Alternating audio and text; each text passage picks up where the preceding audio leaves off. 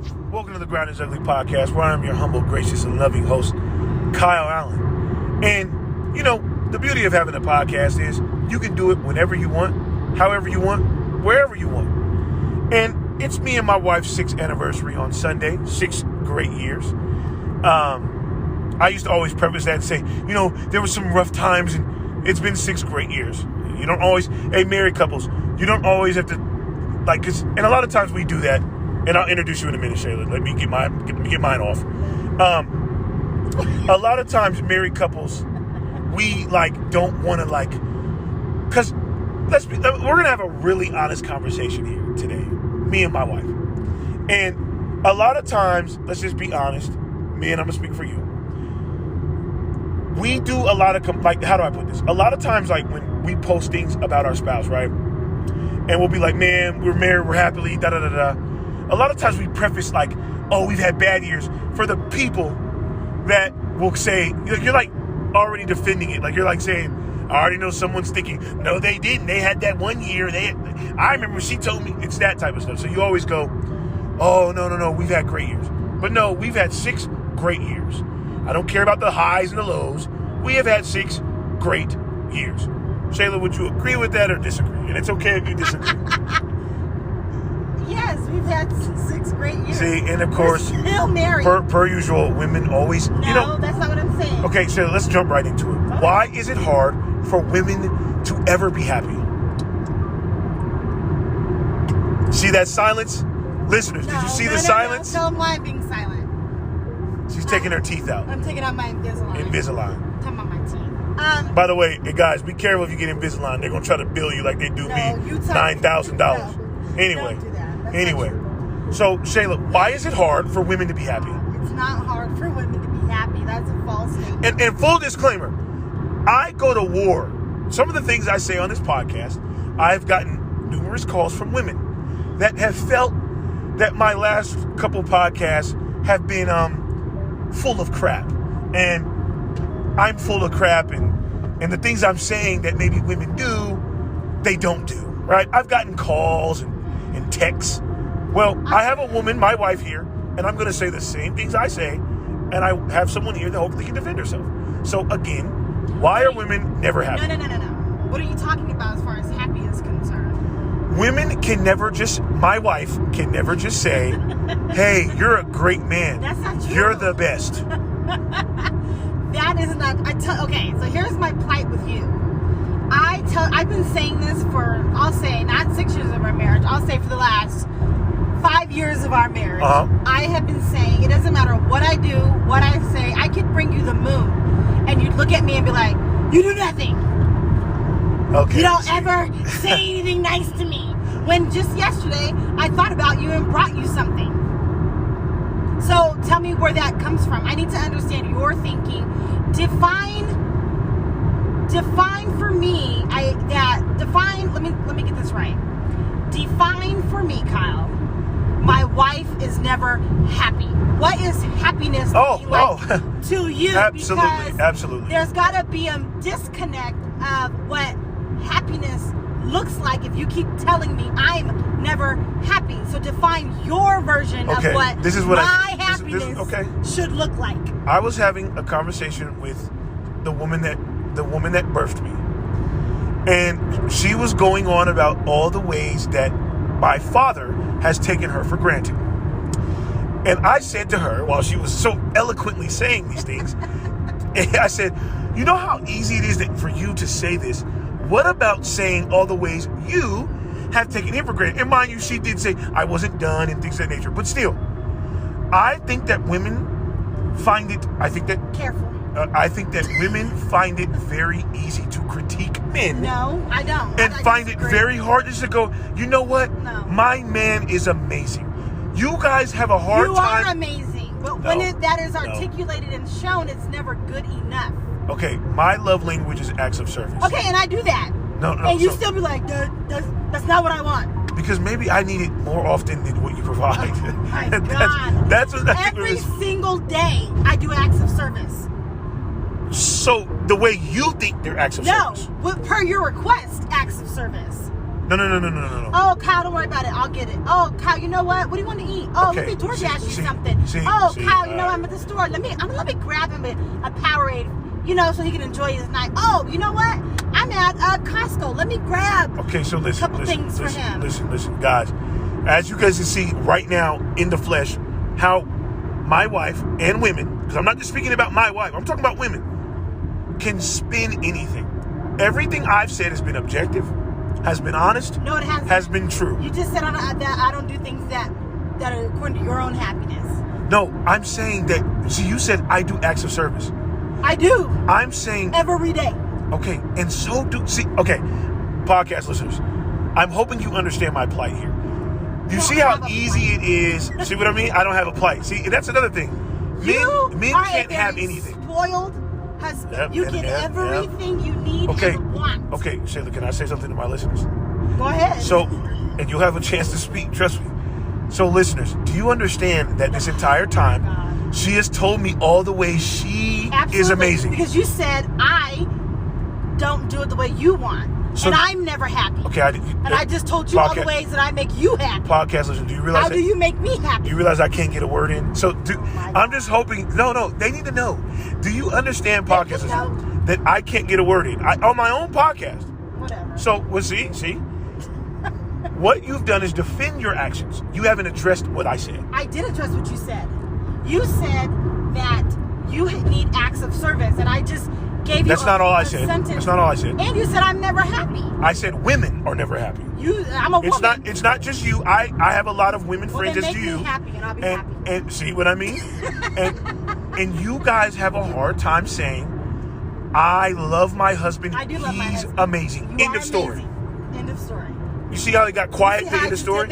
It was quiet. You are amazing. End of story. Okay, so men out there, I know you understand what I'm saying. And the women out there, Shayla, I don't think they're going to agree with you. I think they're going to say, you know what, Kyle, I get what Kyle's saying. He's right. But what are you saying? I find in society, now we're going to go bigger on this. I find in society that the man has been discounted, dismantled, discontinued, and disrespected. Get out of here. I'm not listening. That's foolishness. See what I mean? Get the heck out of here. And women are not going to always agree with that ignorant sentence you just gave the whole entire podcast world. Okay, so do you think that men are disrespected in society? No, I think, I will, let me be very biased and very neutral right now. That's an oxymoron. Okay, well, whatever you want to call it, I'm going to be no, very that's an oxymoron. You can't be subjective, nuanced, and biased. Okay, I can be whatever the Bible says I am. See? So, well, I'm trying to give you some props. Eve ate the fruit. Don't go there. Anyways, I'm trying to give you a compliment. Okay, so, for men, let me say men, a compliment. I do feel like in society, men do at times get the shorter end of the stick because 90%. You guys, there's a lot required of you, and your burden is heavy, as it should be. You are the man, right? Would one say that our job is thankless? Yes, I would say at times. Would one say that our job is invisible, and the things that women do are visible? And because the stereotypicalness, even that ain't a word, whatever I'm using anyway. It's fine. Of men and black men, right? You don't get, the good men are sometimes overshadowed by the men that are not as decent, I should say. I don't know how to say that in the right way. Okay, but just like women always talk about they're the way they are because of what men do, some of the men that are not decent are because of the things that women have done. Absolutely agreed. I think it's a two-way street. Women. I think that men get the short end of the stick because society has kind of put that out there, right?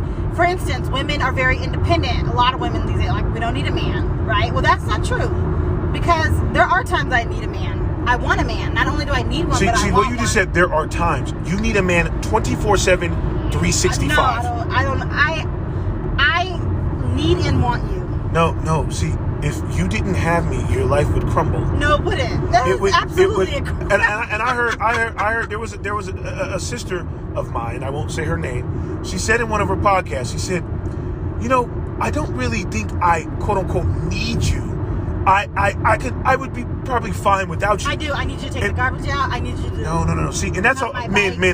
See, now I'm interjecting. take my bike. I think that men get tired of being told. No, I get that. No, I'm trying to get it now. I think, because this is for more, not just you, this is for men, period. I think men get tired of being told that their only value is doing physical things. I understand. When in reality, I think why it always gets, like, men don't do as much as women, because, and this is my podcast, and these are my thoughts. The things that women do are visible, and they're very, like, the things that are visibly seen. Yeah. A lot of the things that men do can't be quantified with, like, there's no value on cooking today. Even though men cook, I'm saying women will do things that, like, are like secretarial, if that's a word, or administrative, or like administrative assistant, or run the house, or women do whatever they want. The general, right? You say I'm very bossy. I run a lot of things, but you are the heavy burden bearer in our home. Stop there. When you see, this is what, man, I think you guys can understand me with this. You said I'm the heavy burden bearer. Right, you are. Do you understand how heavy a burden is? Yeah, exactly. That's what I'm saying. But you can't. I sleep at night because I know you are there, and that you're gonna do you as a man. I don't worry about a lot of things. Shayla, but you're making this about me and you all the time. I'm talking about society. What I'm saying is. But I think that's a lot of men. No. I think a lot of men are the heavy. Okay, they don't get credit. If you would allow me to speak on my podcast, what I'm saying is that women just say things like you are the burden bearer. You are. That is hard. Do you think you are the burden bearer? Yes, okay. but you're missing my point, per usual. I'm saying, Shayla, that you said that so flippantly. Yes. You're the burden bearer. And that's not how I said it. I'm saying it because I understand what you have to, what your role is as a man. Can a man understand a woman better than a woman can understand a man? Can a man understand a woman better than a woman? No. I think it's hard both ways. I think that's a crazy sentence because I think it's a real sentence. It is, but I don't think that there's any way you're gonna understand me completely. I didn't say completely. Okay. I think it goes both ways. Like, I don't think that's just one-sided. I think that men can understand women, and I think you guys get mad that we understand you, and then you laugh. Well, I get mad sometimes when you be all in my sock drawer. Do you think that women care to understand men? Truthfully? Yes. Not all the time. Okay. I'm saying but do women demand that they're understood? Absolutely. I definitely need you to understand me. I need you to hear me. So I think you're understanding why I say. I get what you're saying. So then, as a woman, what's the remedy? What's the remedy?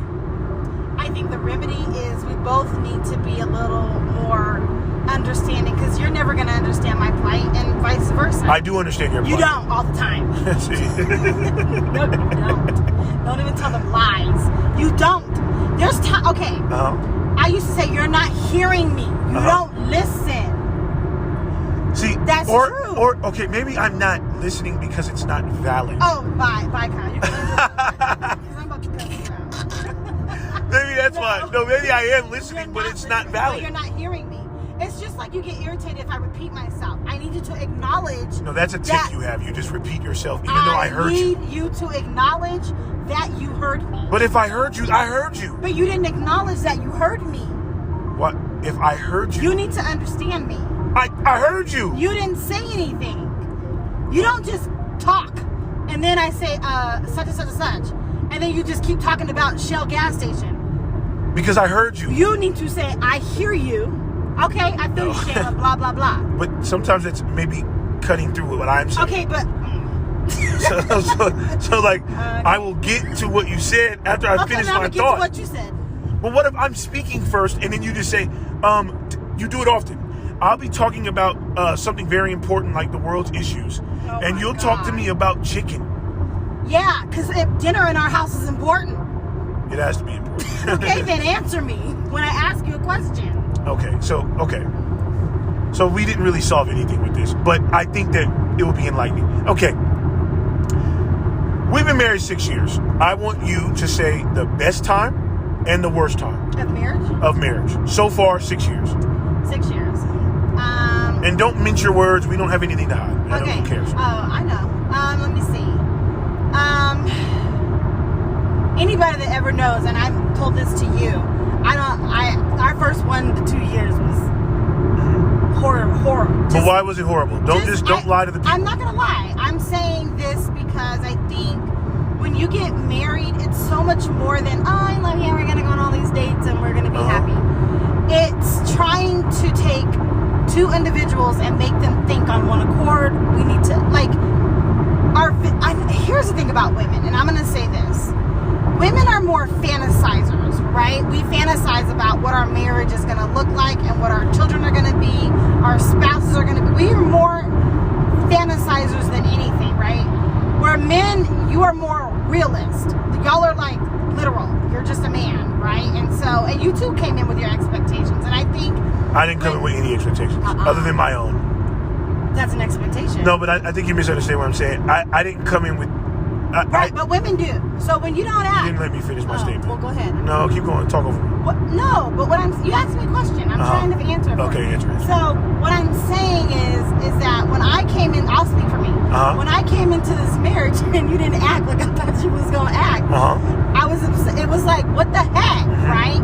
And my voice is super important to me. And when I felt like you didn't hear me or acknowledge that caused me to have a lot of conflict. But like a low point, if you can just be like, oh, what's a low point? I'd say my first year and a half of us being married, 2 years of us being married, just because neither one of us knew how to be married. And we had kids. And not only did we have kids, we had a blended family. I came with a son. That is not easy, you know? Being a stepfather is not always easy. And I had a baby daddy at the time. You know? Facts. God rest his soul. Brian was alive when we got married. And so that is not always easy. That's probably my low part of marriage, is trying to merge our lives, our families. Yes. That was hard, yes. Right? Outside of that, a high part of our marriage, for me and you, I would say when we bought our home is a high point for us. I mean, good God, every day, today, our anniversaries are always high points because of how we started. We are an unlikely pair that people would have put together, and so to be able to be married and to have built a lasting, like a friendship, right? We're friends. We love a good meal together. We love to go to Reno together. We love to do things together, and that's always stuck with me. And women, if you at the end of the day, sorry, my speech, still want to go to dinner with your spouse, you need to keep working on your marriage. That's how I gauge us, right? Even if you... A lot of couples can't be together by themselves. Right. I don't care how angry you make me. If you're like, let's go to BJ's, I'm going to go. Even though I don't like you right now. Okay. You know? No, I get it. And so it's like, I have had to learn in my marriage to respect you as a person. If that makes sense. I've had to learn how to... One would ask why you have to learn to respect it. No, I'm talking about when I first came into this marriage. It's like we didn't really know each other until we got married. True, that's true. And you know what? Now it's my turn, because I didn't. Are you done? Yeah, but I was trying to give you a compliment. Do you understand? No. But I'm going to what you said. Yeah, like we didn't know each other, and so a lot of times in marriage, I know this is like someone would say, well, then why did you get married? You do get married because you think you do, but like.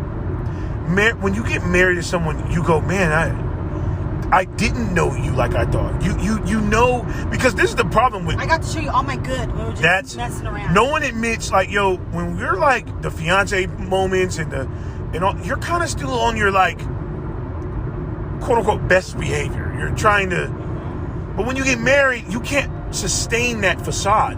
Then the real you comes out, good, bad, ugly. And I think I'm a good guy, but I think I was still selfish. That's why I said I came into marriage still thinking about myself. And me too. Like, well, you know that. This is about me and what I want to do. What about me? What about me? Yeah. And I'm like, people kept telling me, well, you have a daughter now and you have a son now. And I'm like, that's great. But I'm 24. Yeah. It's hard. hard. It's like, not easy. you know, and again, that sounds awful, but I'm gonna be honest. If I had to say a low point for me, I'm sorry. what happened if it's sorry? I'm saying we argued. I'm sorry. See, and that's another thing, men out there.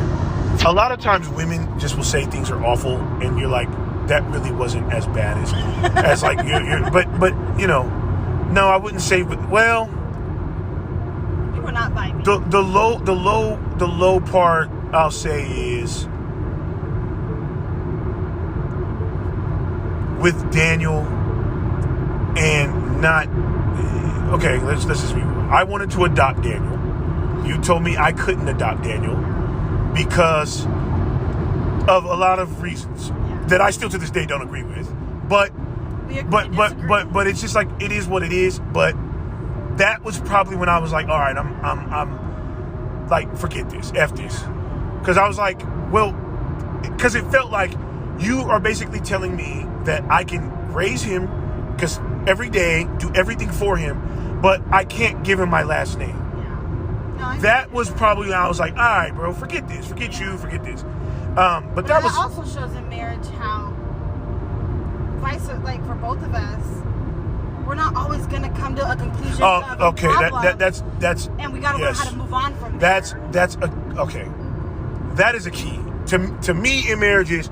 I used to think because of all the movies I watched, all the crap sitcoms, that you had to work out every problem. And yeah, you do have to work out the problems that are real problems. But a lot of crap, it's not a problem. Y'all just are around each other too much. Yeah. Like, go on a bike, like go run. Yeah. Like, I think taking space in our marriage has been the best thing for us. Absolutely. You know. And I'll say the best part of marriage so far, for me personally, is our families being cool. Yeah. Like, cause if maybe y'all don't know, but there was a time when you know it wasn't that great, and I didn't really rock with them, and they'll say they rock with me, but they didn't. And it was just not that, maybe not like didn't rock, but it was like very different families and just upbringing. But upbringing is hard. Upbringing, how I was raised, and that's raised. another. Oh, let me help married couples with this. How you were raised is not ideal for your marriage. You cannot go into marriage saying, well, Shayla, my dad used to say this. Like, that doesn't have nothing to do with like us. So you can't do that. You know what I mean? So we just wanted to get on here, and I think we're going to make this a thing. Every year we're going to record where we are in life, or just like some things, you know. We're not marriage experts, but we do have a happy life. We live a good life, and we work really hard to attain it. And we're not afraid to say it. I don't care if that meat comes off however, because there's been blood, sweat, and tears to get to this point. Absolutely. I was poor for the first 5 years of my marriage. Yeah. That's a fact. And that, even as a woman, being sensitive to that and knowing how to navigate that. As a matter of fact, no. Besides, the low point was not being able to adopt Daniel, and then the second one is being broke and married. Yeah. Like, that is. And as a woman. Oh no, my bad. Third low point, and this low point ain't really about you, because I always tell you, there's not really like, we argue and stuff, but I wouldn't equate you as a low point. The low point in marriage was, it was Christmas. I was 28, and I got paid $1,300 for the month after I paid my the rent, and I paid my car note. I had $300 left. We didn't get paid for a month and a half. Yeah. And I couldn't really do Christmas for my family. Yeah. That, and then men, let's talk real. Men, I believe in this. I understand a lot of you men want to be entrepreneurs. That's great. But your family can't eat dreams. They can't eat a hope. You got to do both. And I kept trying to, I don't want to do this. I don't want to sell myself and do this. And it's like, bro, you gotta tighten up. I had to go back to school. Yeah. Had to tighten myself. Hey, listen, this is also a fact.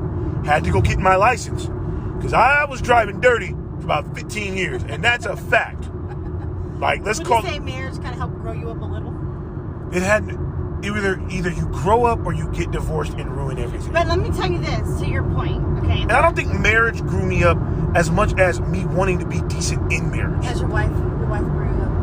No. But you know what? Yeah. I was going to say this for women because I know we have this picture of our man being the provider and he has to be, sometimes in marriage, we're both not at the same, you know what I mean? Well, you're 9 years older than me. Right, I'm 9 years older and I had to be, I couldn't use that as something to hurt your ego. No, you did all the time. What? Stop it. You are not telling the truth. Not all the time, but you did. There's this, you would mope. You would mope. We were broke and poor. I'm allowed to mope, but I did not rip your ego apart. No, you didn't. No, you didn't. And I'm not gonna play you like that. I couldn't get my nails done a couple times, but that was it, you right? You would mope, and it would make me feel terrible. No, you felt terrible, but because you would make me feel terrible. You're actively moping. Okay, but I wasn't like you're nothing. No, you never did that. I never made you feel like I'm like, just go to school. We'll work it out. It'll be all right. No, Shayla, listen. I'm not a hater like you. I can 100%. I can 100%. You see them? Okay, wait. What's this podcast? Yes. Podcast. You see that little throw he just did? I'm not a hater. I don't like you. And then he keeps talking. That is the stuff that annoys my life. Like he'll be like, "Oh yeah, this was great. I mean, you didn't make that good." But anyways, like yeah. So it's like these little jabs. No, the other day. So what is it that he did? And I was like, "Don't get over." The other day, God, what did you do? Just jabbed me, and I said, yeah, even though that's not how I wanted it, but I appreciate it. Exactly. No. I mean, that's a default of mine. I want to get, you know what?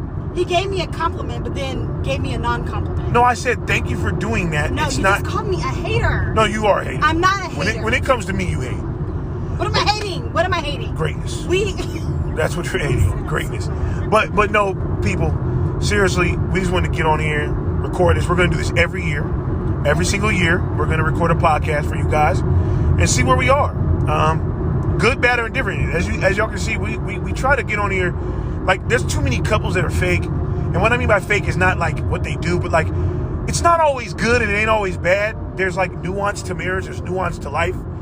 Our dynamic ain't going to be your dynamic and vice versa. And there's nothing wrong with that. There's the formula of marriage is finding your own formula. That's the formula.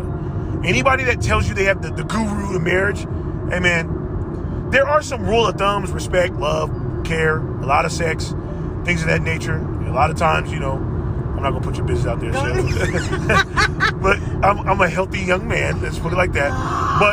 But and you know, we're 9 years apart, and I'm a healthy young man. But you are not lacking. Thank you for listening to the Ground is Ugly podcast. We're gonna end on that note. Oh my God. So let's say bye to the people. Goodbye. Love you guys. Thank you guys for listening, and I hope you enjoy this podcast.